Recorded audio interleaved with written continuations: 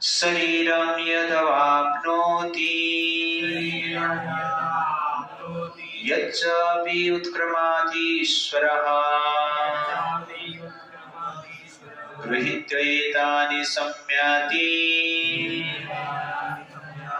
वायुर्गन्धानिव सयात्. Translation: The living entity in the material world carries his different conceptions of life from one body to another, as the air carries aromas. Thus he takes one kind of body and again quits it to take another.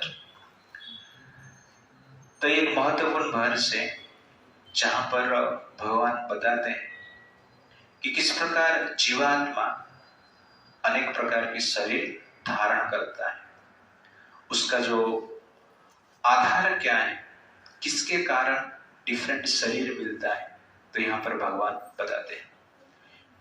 तो ये वर्ष इसलिए बता रहे हैं कि वर्ष number 7 में भगवान ने बताया कि मन और इंद्रियों के कारण व्यक्ति संघर्ष करता है, और उस मन और इंद्रिय क्यों व्यक्ति प्राप्त करता है, डिफरेंट कंसेप्शन के लिए, विचार के लिए. तो शरीरम यद अवाप्नोति यच्च अपि उत्क्रमाति. तो जीवात्मा एक शरीर ग्रहण करता है, अवाप्नोति, और उत्क्रमाति एक शरीर को त्याग करता है. गृहीत एतानि संयाति, इस प्रकार अनेक शरीर धारण करता है. वायुर्गन्धं युवासत्, जिस प्रकार वायु गंध को वहन करके लेके जाता है एक स्थान से दूसरे स्थान पे, तो ठीक उसी प्रकार जीवात्मा एक प्रकार की विचार वहन करके एक शरीर से दूसरे शरीर में लेके जाता है. तो यहाँ पर एक शब्द यूज हुआ है, आप देखेंगे, उत्क्रमाति ईश्वर. ईश्वर शब्द यूज हुआ है. ईश्वर मतलब कंट्रोलर, कभी कभी ईश्वर मतलब भगवान कहते हैं.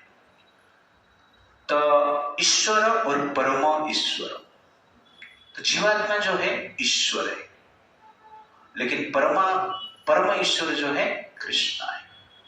तो हमें ईश्वर क्यों कहा जाता है, क्योंकि शरीर का कंट्रोल हमारे पास है.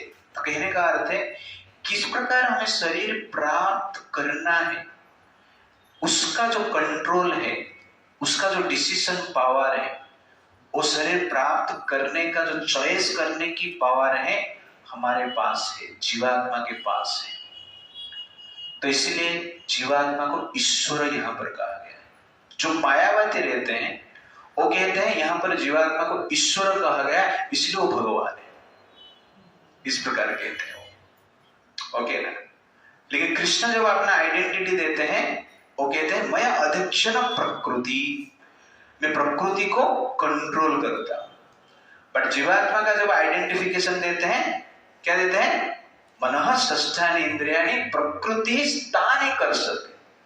तो प्रकृति में जीवात्मा संघर्ष करता है और कृष्ण प्रकृति को क्या करते हैं, कंट्रोल करते हैं. तो कहां पर भी कृष्ण संघर्ष कर रहे हैं आप देखेंगे, और भगवान कृष्ण का जीवन में कभी भी आपने देखा नहीं रहेगा कि भगवान कृष्ण ने संघर्ष किया.